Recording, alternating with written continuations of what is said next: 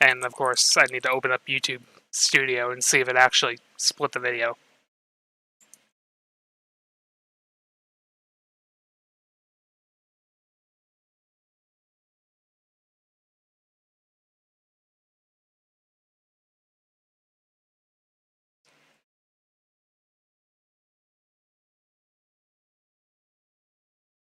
Okay, yeah, so it should be good.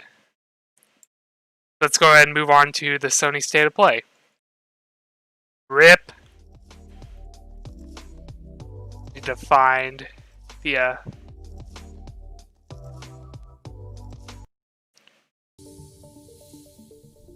But yeah, literally all I know about this is there's that Ghost of Tsushima multiplayer announcement or whatever.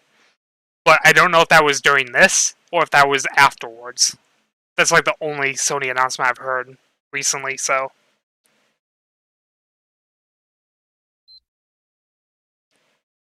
And of course we got the PlayStation startup thing that they always do.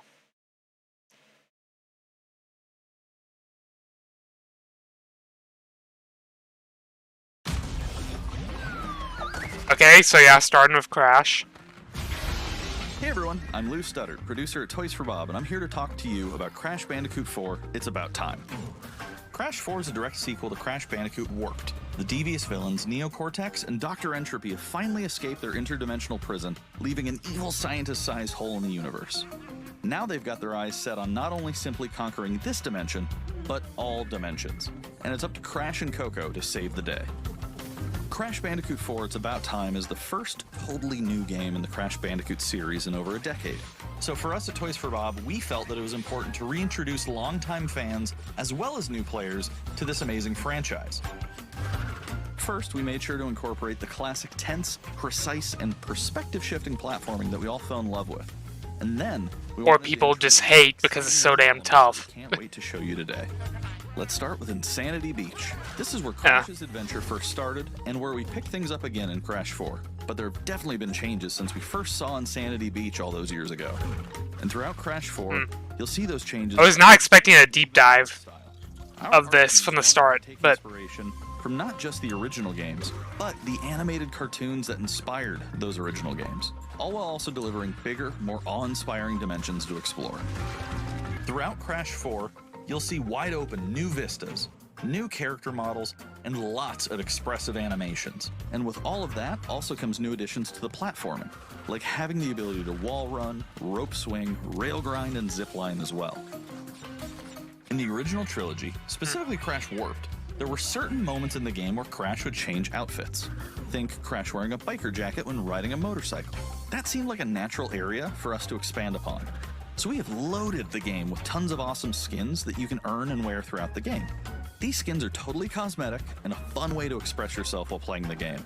And just to be clear, there's no MTX here. Skins are earned by completing different challenges and earning gems within levels. I love that they said as MTX because people would totally realize that's microtransactions. Like say an IAP for like in-app purchases makes way more sense. But okay. Or just say it out loud. Whether it's Ika Ika, who gives you the ability to instantly flip your center of gravity at the press of a button. Kapunawa, who allows you to slow down the world around you. Or Lani Loli, who allows you to phase shift elements in and out of existence. Bending the rules of reality and altering your environment with these new masks is a must. We also can't wait to talk to you about the fourth mask, Akano, but that's gonna have to wait for another day. What we can tell you today, though, is that Crash isn't the only character you get to take control of during this adventure. For starters, you can play the entire game as Coco. Yeah. Any level that you can play as Crash, you can also play as Coco. It was also very important for us that she take a more prominent role in the story this time as well. But that's not all. We've got a few other characters that you'll get to control at key points. I know Cortex, but is there any others? Perspectives and new gameplay. Here you can see that you'll be taking control of Neo Cortex. Yeah. He's all about using his blaster to change an enemy in his path. In addition to playing as Cortex, we're excited to reveal that for the first time, you'll also get to tail slap your way through crates as Dingo Dial. I repeat, you get to play as Dingo Dial in Crash 4. Changed in the year. Oh, they're like, yeah, we gotta point out that you can do that. Flamethrower rocket launcher combo when he decided to retire from a life of villainy. Oh. And open a diner. Unfortunately for Dingo, fortunately for us, his Damn GameSpot stream. Destruction of said beloved diner and getting sucked into another dimension. Finally, there's one more surprise. Oh, that's cool. I'm incredibly excited to show you today. The Crash Bandicoot series has always been about finding new and exciting ways to play through the game. In the past, it's been about taking on time trials or discovering all the hidden secrets. Well, for Crash 4, we wanted to bring something brand new to the table, so we teamed up with our friends at Beanox to create a brand new style of play for Crash 4 that we call Inverted Mode. Yeah. Souped up, bumpa-berry fueled take on a mirror mode. Not only are perspectives shifted, but now each of the dimensions are rendered in a new and unique art style that really changes the look and feel of the experience. Ah. One dimension could be asking you to traverse through a neon wasteland, while another tasks players... So basically, not only do you have to deal with inverted controls, which would be hard as fuck, One that feels like an old-timey movie. but Cranked camera speed, increasing the you gotta. But they also changed the visuals. That's interesting. Players can replay all the game's levels with a totally new and dynamic look and feel. It's an incredibly fun feature that is going to give every player, especially the completionists out there, a reason to revisit each level again to see what new and exciting experience is in store for them. So that's some of the new stuff that we have in store for you in Crash Bandicoot 4, It's About Time. Experience the space and time That was pretty in-depth. I was not expecting it to go that long, but okay. Today's State of Play is loaded with third-party updates for PS4 and PSVR, and some new PS5 gameplay too.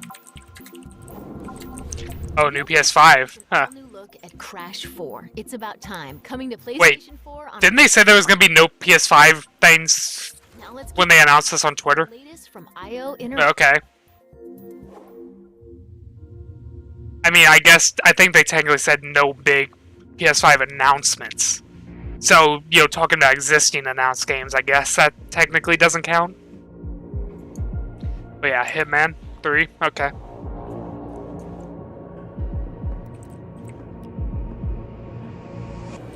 Besides, this is your big day. You should mingle, have fun. Oh, don't worry about that. My art speaks for itself. Well, I have to go. I'll call you when I get back tonight.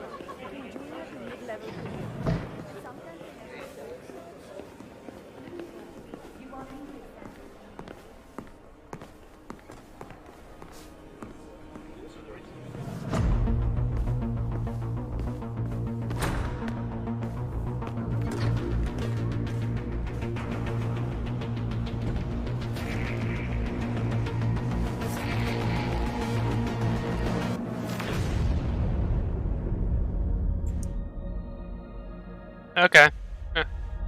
Oh, yeah, that's interesting. Play in VR. But I guess that's technically the first confirmed VR thing for PS5, kind of.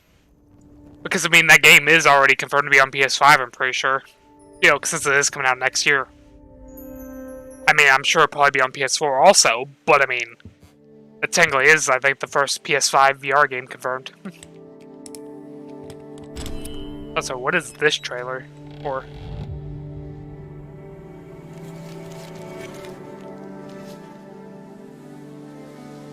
Oh, this is trippy as fuck.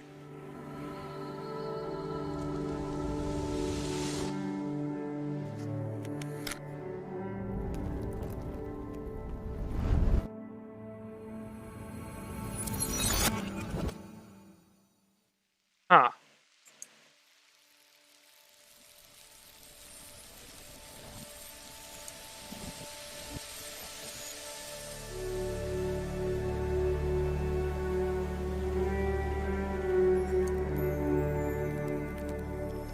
What is this game?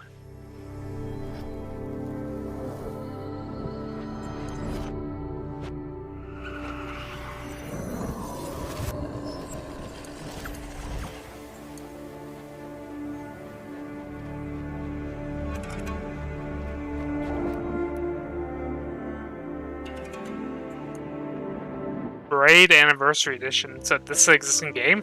Okay. We are happy to announce Braid Anniversary Edition. Never heard of the original. It's the classic puzzle adventure where you manipulate time, hand repainted for modern high resolutions. Many areas have been re-envisioned to make them more unique, and it's even more like a living painting with brushstrokes animating the world. There are more than 9 pixels for each pixel in the original game.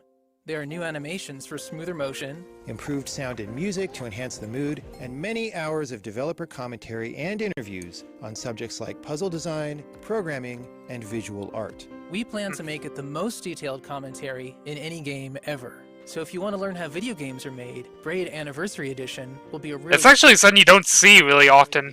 When it comes out, Like, developer commentary tracks for movies are pretty common, but in games, not really. Like, the only thing I can really think of is, well, like, Getting Over, and that's less of a developer commentary and more the developer just shitting on you. Is a mythic adventure set on a mystical island. Let's take a quick tour in this new footage captured from PS5. Hi everyone, this is Matt Nava from Giant Squid. I'm excited to share more with you today about our upcoming game, The Pathless.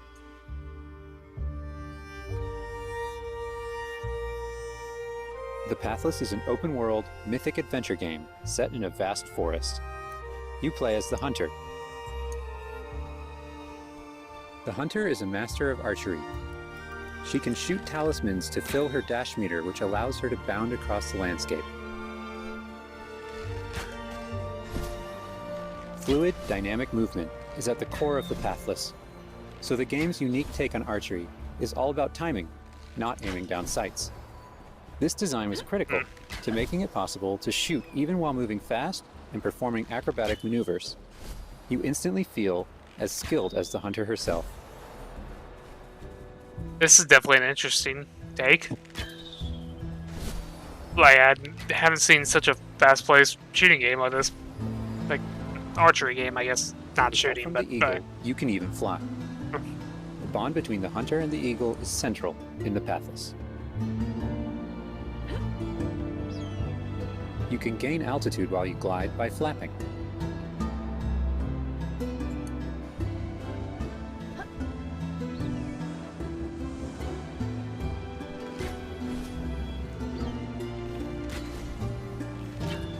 Make sure you pet the eagle to keep it clean and in good flying condition. Well, you can pet something.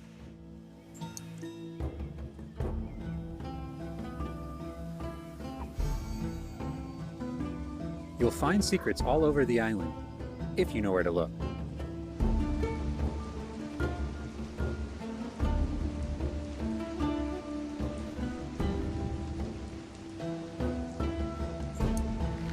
Collecting crystals will let you upgrade the eagle's ability to flap.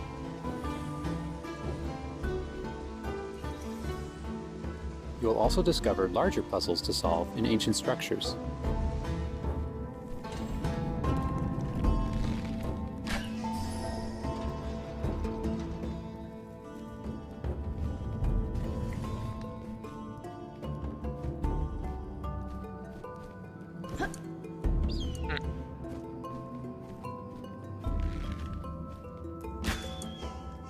The Pathless is all about finding your own way forward.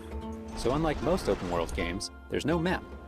Instead, the Hunter can use her mask to peer into the spirit world and discover distant landmarks. It even shows you where you've been. Getting to higher vantage points will let you see further with spirit vision.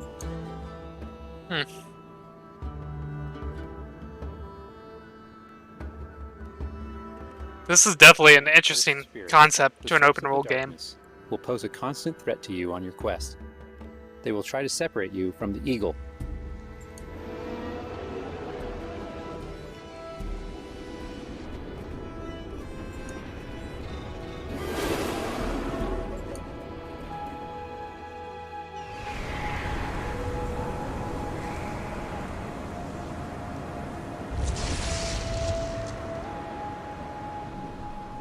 Stay still in the light to avoid detection.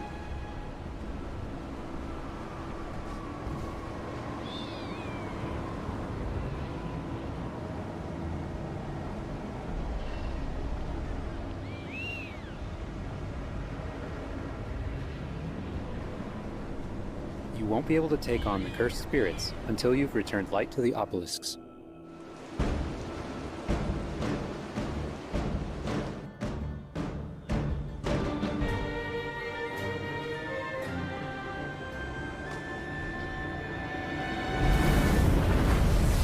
obelisks are restored, the cursed spirits will be vulnerable.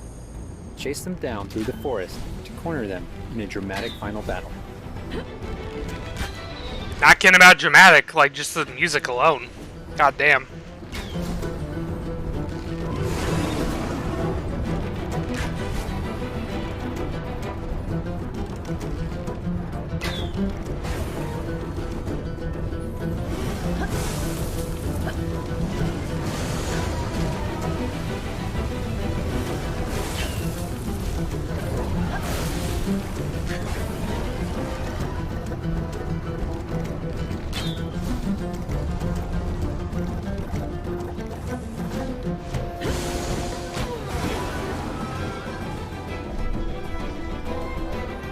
This is definitely a very interesting style of combat.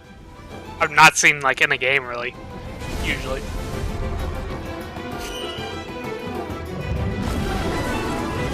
The hunter and eagle will have to defeat the cursed spirits to bring light back to the world.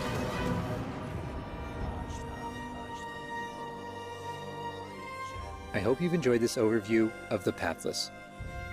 We've only scratched the surface. There's so much more to explore and discover. The Pathless is coming out later this year. Thanks for watching.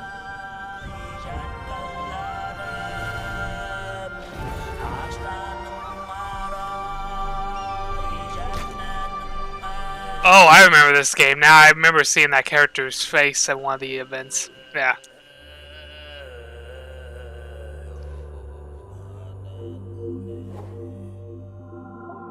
But yeah, pretty damn good looking gameplay. Oh, Spelunky. For Spelunky 2. Hi, my name is Derek Yu, and I'm the creator of Spelunky.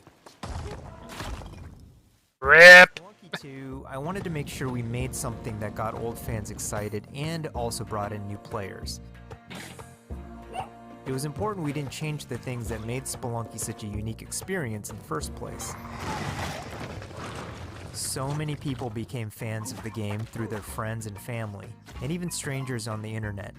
That's one reason why we're adding online multiplayer, so that more people can play the game together. And I also wanted to include that feeling of community into Spelunky 2 itself to make sure that the game felt welcoming even though it's difficult. In Spelunky 2, when you do runs and discover new characters, you'll also be building an in-game community and family. I designed the world of Spelunky 2 to feel much more rich and dynamic than Spelunky 1. It's going to feel a lot more full. Players will be able to... Again, another game I still need to play eventually. For example, you'll be able to ride turkeys and find hidden passageways. That basically sounded like a fucking Zelda jingle. Choose Just straight up the ripped paths as you from make Zelda. your way deeper into the caves. As a result, the stories players create will have much more texture to them. Even after many, many hours of playing, I still have interesting runs that don't even go past the first area. In Spelunky 1, runs often centered around the shops and how you chose to interact with them. So in Spelunky 2, we've expanded the shopping experience and made them more nuanced and exciting. And also added new characters that can help you or hinder you. Wow, imagine having to roll dice to shop. It's hard to say how long it will take to find the deepest secrets. But I think the great thing about Spelunky is that the deepest secrets are the ones that even I don't know about. And there are lots of new things to play with that I hope players can use to push past the boundaries of what we, as the developers, know about the game. I have two types of favorite stories from Spelunky fans. First are when people are genuinely surprised by something that happened in the game. And second, the ones where people shared a fun experience with friends and family in multiplayer. These are the stories I wanted to expand upon in Spelunky 2. They're really what guided my design choices. After releasing Spelunky, I knew there was a lot more that could be done with the concept and the world. Knowing that possibility was out there is what's been exciting for me and the rest of the team. In a lot of ways, when Spelunky 2 comes out, I want players to experience what we experienced making it. That feeling that there's something special there waiting for you to discover it. A big thanks to the fans who've waited patiently for us to finish Spelunky 2. It's been a long journey, but I think it's going to be worth it. Thanks. So yeah, I will say so far, this is definitely the best state of play they've done. Like, they got a good variety of, just back-to-back trailers and, very in-depth dives, And it's actually shown quite a bit of an indie game and shit too, which is not something you usually see in these kind of bigger events, unless they're like dedicated indie ones. We've got a bunch of new PS4 updates to share with you, starting with a closer look at Genshin Impact. Oh hey, the game that's basically Breath of the Wild, Hey, there's something strange over there. but anime. Let's take a look. Like, pretty much everything about this feels like almost identical to a Breath of the Wild ripoff. Like, it's like the graphics pretty much look exactly like Breath of the Wild. The enemies are pretty damn similar. I summon thee. Although I will say, this trailer is definitely making it look a bit different at least. But like, some of the original ones, like, it was literally just looked like a knockoff of Breath of the Wild. Like, no originality at all. This one seems to at least have some differences from the looks of it, from the trailer, so... Definitely is doing a better job of showcasing it. Like, different character powers and stuff. If you cannot bring yourself to kill, speak my name. What is this disturbance to which I awaken? Yes, the voice that sounds like Snatcher. I don't know if it's the same person, but that sounds like fucking Snatcher. Time for takeoff.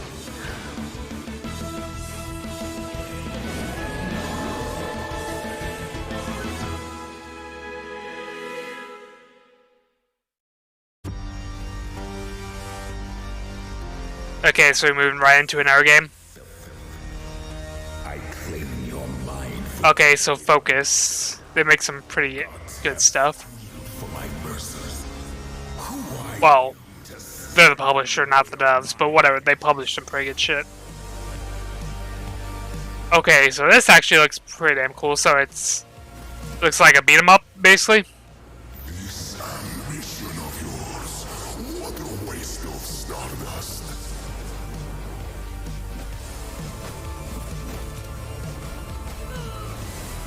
I definitely like the art style of this.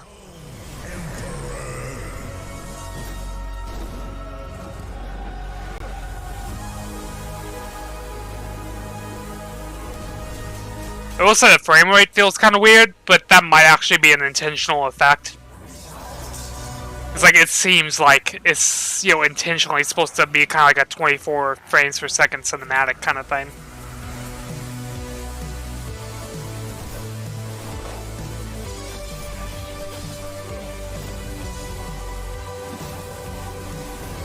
I'm not done yet. You should have remained dead. Aeon, I think? Yeah.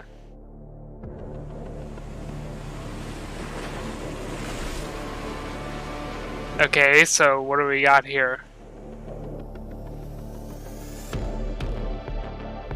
Yeah, I'm not sure how you pronounce that. Anomutationum or something?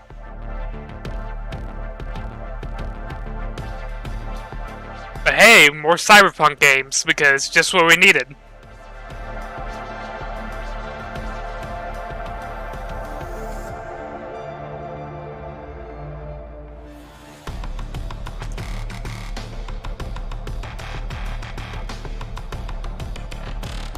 But yeah, I love how, like, literally, like, every game coming out now is like a damn Cyberpunk thing. Which, I mean, I guess makes sense, considering they first unveiled the trailer for Cyberpunk, like, 7 damn years ago or something. That's plenty of enough time for our developers to be like, oh, that looks cool, I want to do something like that. And the fact that they're all coming out around the same time as the actual game is finally coming out. Pretty damn nuts.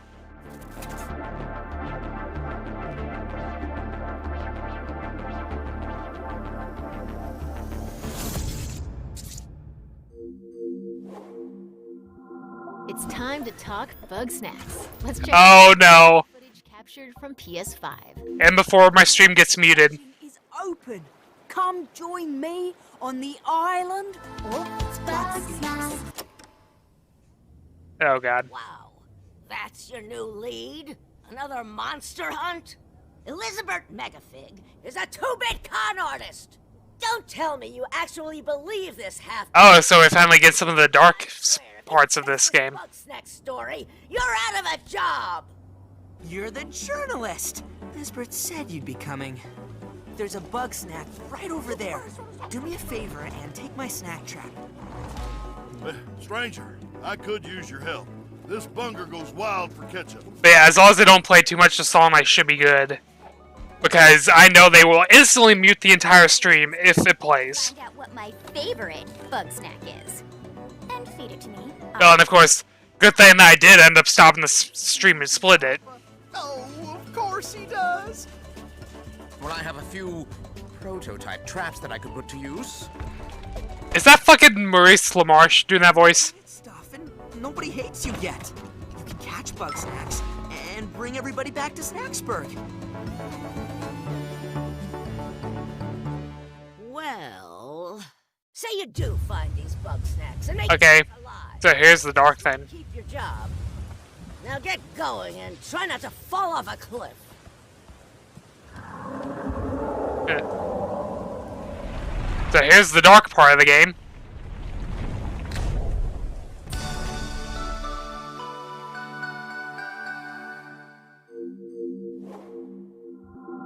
Well, at least I didn't play too much of the song that time. Oh, Vader Moro. VR game. So this already came out on Oculus as an exclusive, I think? The Force is strong with you.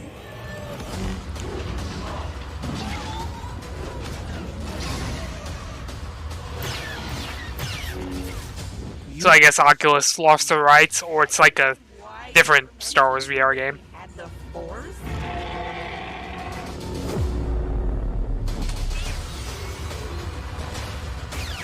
But yeah, like, Star Wars is honestly the perfect franchise for VR. Because, like, who doesn't want to fucking swing around a lightsaber, and, like, the Force is, like, a perfect answer to, you know, the teleportation, you know, grabbing kind of stuff mechanic that VR games usually have to use. Because you can't really move around too much, so... Okay, so in, like, a few days. Oh, there's more? Okay, this gotta be something different. Whatever you do, stay in the light. Ah. Oh. I think I know what this is. Control. Yeah. As like 505, yep, it's Control. So in case you didn't hear the backlash about this, basically, anyone who bought the game originally is not going to get a free upgrade for the PS5, Xbox Series X version. You have to explicitly rebuy it as the Ultimate Edition to get the upgrade, which is so fucking stupid.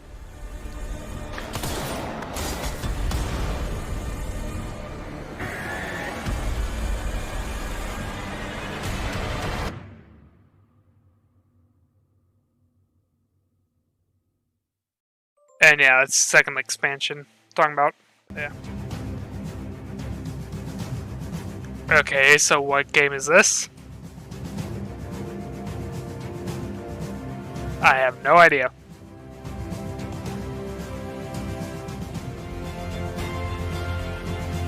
Oh god, it's auto chess kind of stuff.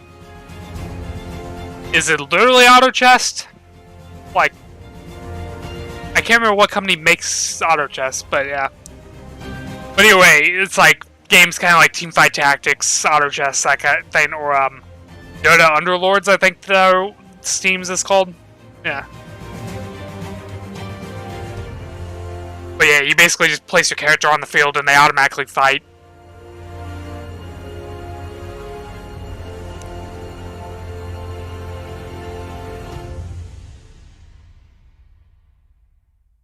Okay, yep, it's auto chest. Yeah, it's kind of interesting though, the story behind that. So like, the auto chest was the original people who did it, but it was originally a mod for Dota. And then they're like, oh yeah, we're gonna make our own game, and it seems like, oh well, since you're, even though you're still gonna keep making the auto chess mod alongside your own game, we're gonna go ahead and make our own official Dota auto chess, and then freaking Riot with, the League of Legends people like, oh, we're gonna do our own too. It's like, God, everybody's just doing their own version now. But this looks really interesting.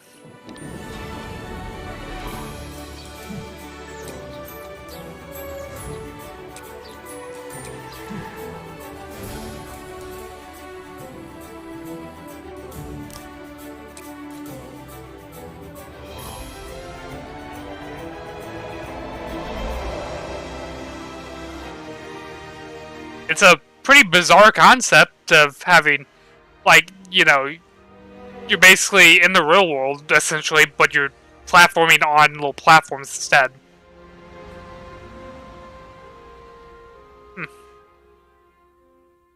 Like you're platforming on signs, but it's a pretty cool idea. Now let's take a look at 2 new games headed to PS5. 2 new? We are the Forest Shadows. Okay, so I mean, they kind of lied again. It's like, oh yeah, we only have fucking no big PS5 reveals, and then here we are. Big, new PS5 games. They count, ration, manipulate. Yeah, I have no idea what this is, but Sumo is the people who usually work on, like, the Sonic racing games. I know they make our shit, but that's the only thing I know them for, really. And then, of course, Focus being the publisher. Steel will not stop us. We aren't an invading army. And yeah, I'm probably gonna copyright for this song like usual. But yeah, as long as it's not when I mute the entire damn stream, like the damn fucking bug snacks thing. But seriously, that's kind of like dumb. Like they should know. Like they got super damn popular for having that damn flamingo song. Like because of YouTube memes and shit. Like that's the only reason they even cared about really. So like. Like, take your people's money, yeah, but don't mute their entire damn stream and block it worldwide.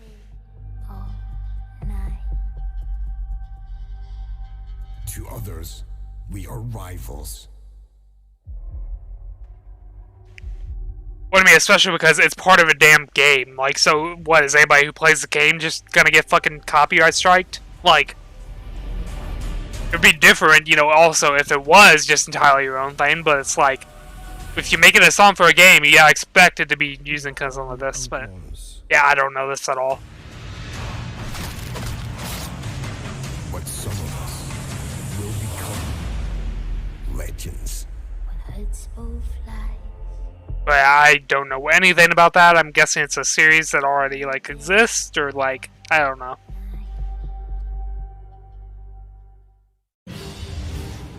Oh! The Pokemon knockoff RPG online MMO. Whatever, I can't talk. Basically, it's Pokemon, but it's an MMO.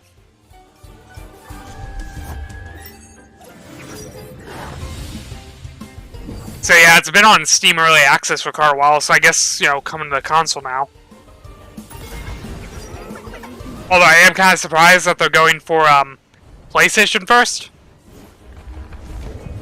Considering, it's directly inspired by Pokemon, you'd think they would have thrown it on the Switch, but okay. I mean, I guess, to be fair, maybe they don't possibly want to interact with Nintendo, considering they're basically making a Pokemon knockoff, but then again, like, it's obviously not using any of their characters, so they wouldn't go after them. They would only go directly after them if it was, like, actually Pokemon.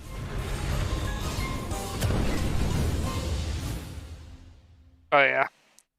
I mean, I guess to be fair, they might actually have more. Godfall. We've got new PS5 okay. for this melee-focused action. Okay, it looks like there might be one more thing because there's one more square on the side. And I think in the previous ones, the square just ended. If there wasn't anything afterwards, so there might be something else. But of course, we gotta go in depth on this game. Oh wait, I just realized. They haven't shown the Ghost of Tsushima thing, that's probably the final thing. But then again, I don't know if that was announced during State of Play. That might have just been announced on its own. But, whatever. Glimpse into the mystical world of Godfall. But yeah, honestly, this game just eh. Extensive gameplay captured on a It's like one by Gearbox, and well, please keep in mind that the game is still some of the things Gearbox has done has been pretty damn shit, but also like it just looks so generic. harness the power of Sony's next generation console. Please enjoy. So let's jump right into what Godfall is. Godfall is a looter slasher that features intense action, satisfying moment-to-moment combat, and robust loot progression systems. You can enjoy the game at your own pace, playing alone, or through online co-op with up to 2 additional teammates. That was just like buzzword after buzzword. Set in a brand new high fantasy universe filled with heroic knights, arcane magic, and forbidden realms.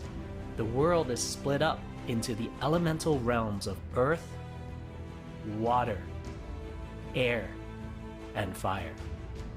I love how they didn't even say them in the correct order for how they usually said. What, did they not want to get copyrighted by Avatar or something because they didn't say it in the right damn order? No waiting for content. It's all in the game on day one. As you adventure, you'll get to tear through enemies to challenge a mad god who awaits you at the top. You play a Valorian knight, a godlike warrior able to equip valor plates, legendary armor sets that transform you into an unstoppable master of melee combat. Throughout your journey, you'll find legendary armor sets in before pay to win, and you need to buy those skins. Now let's talk about gameplay in Godfall. First, our team wanted to do something different. We wanted to combine action RPG loot progression with third-person melee combat to create what we think is a looter slasher. Our game is therefore one part gear-driven and one part player skill-driven. In other words, not only do we want you to find exquisite weapons with powerful loot traits, but we also want you to have that feeling of accomplishment for mastering the wide set of combat mechanics available to you in Godfall. From a combat philosophy perspective, the melee combat in Godfall is intended to be fluid, dynamic, and interactive, embracing offense over defense. More often than not, you'll be facing multiple enemies at the same time. As a result, you should always be moving and closing the gap on enemies. Also, you dominate the combat space, not the enemies, and the game rewards you for being aggressive. Now that you're familiar with the combat philosophy, let's dig into the weapons themselves. In Godfall, there are 5 weapon classes: the Longsword, the Dual Blades, the Polearm, the Two-Handed Warhammer, and the Two-Handed Greatsword. Each weapon class has their own unique movesets and playstyles, ranging from fast combos to more strategic, deliberate play. As you defeat enemies in your adventures, you will acquire numerous weapons. For each weapon category, each weapon with their own primary and secondary traits. At a later date, we will delve into the and how to modify them in greater detail. For now, we'll go over the Dual Blades and the Longsword Weapon classes. The Dual Blades are the fastest weapon class in Godfall, embodying speed, fluidity, and mobility. I will say, at the very least, the combat doesn't look terrible. It's just the game just feels so generic. Form a combo by executing 4 consecutive light attacks. And of course, knowing Gearbox, it's gonna be, fucking terrible. Spinning Blade Cyclone. The Blade Cyclone can also be used as a finisher at the end of your light attack combo. So what are the signature moves for the Dual Blades? As you build up charge, you can also activate Inner Focus, which is unique to the Dual Blades, which inflicts massive damage in a short period of time. There's also Mortal Coil, where you can throw your blade into an enemy, pulling the enemy towards you, like pulling a cable. Now let's switch to the Longsword Weapon class. Longswords are balanced weapons, embodying crisp damage and simple cooldowns without needing a lot of elaborate combo setups. Similar to Dual Blades, Longswords have their own 4-hit light attack combo. Then there's the heavy attack finisher, which can be used at the end of your light attack combo. There are 3 signature moves for the Longsword class. There's Spectral Flurry, which cannot be interrupted and deals high damage to multiple nearby targets. Then there's Spiral Technique, which eviscerates all enemies in a straight fixed path. Notice there's a white flash after a longsword swing called a timing attack. If you press the shield button exactly at the same time, you'll perform a devastating shield uppercut with your longsword. The shield is a core part of Godfall. It's available to you throughout the entire game. You can always block incoming attacks with your shield. If you press the shield button at the right time, you can also parry an attack. You can perform a light attack after a last-second shield block to counterattack with a powerful shield strike. The shield is great not just for defense, but also offense. You can aim and throw your shield, which will hit multiple nearby targets. If you tap the shield button just as you catch your shield, you can perform a powerful wave attack. You can double tap the shield button to petrify enemies. And of course, you can perform an R3 ground finisher on enemies that were knocked down to the ground.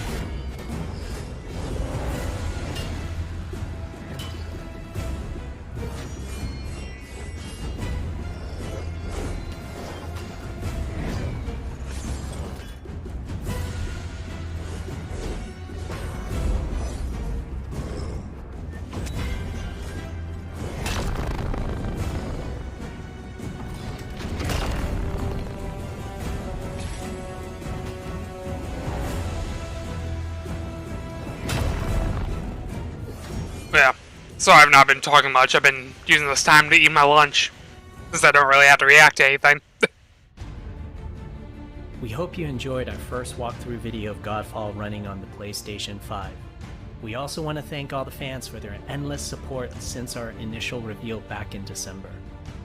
We have a few more surprises coming down the road, such as details on loot and progression, and are eager to share more with you on our way to launch this holiday season. We hope that you will join our Godfall community on Twitter, Facebook, and YouTube. Thank you.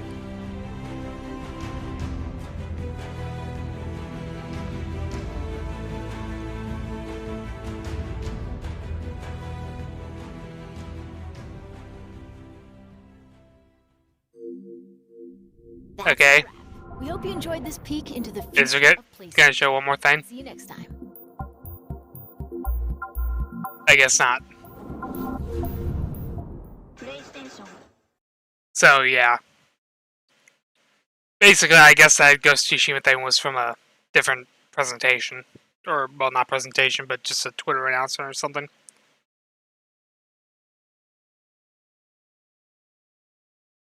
Okay, so there's that done. Now I need to pull up and get the link to the last thing.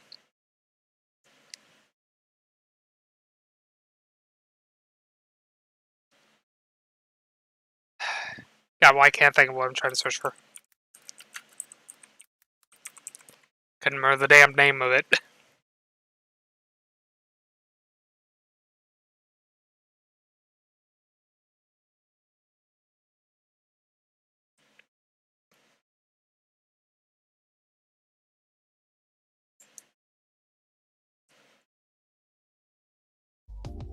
God. I was playing the audio in the damn bit overlay then. Okay, so yeah. Overall, that event, you know, was also pretty damn good. You know, like, definitely the best state of play they've done so far, but, like, Yeah, I will say that Godfall bit at the end was just a bit too long, but otherwise it was mostly fine. So, yeah, let's go ahead and, for the last time, end stream, switch things over, and restart again. So we're going to be watching Samsung's Galaxy Unpacked announcement. So technically, it's not Summer Game Fest, but I honestly don't feel like changing all the overlay shit, so we're just going to keep it like this.